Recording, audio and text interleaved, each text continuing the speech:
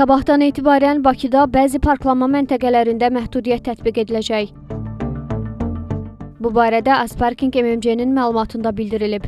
Qeyd olunub ki, 13-cü Ümumdünya Şəhərsalma Forumunun keçirilməsi ilə əlaqədar paytaxtda bir neçə məntəqədə nəqliyyat vasitələrinin parkinqində məhdudiyyətlər olacaq.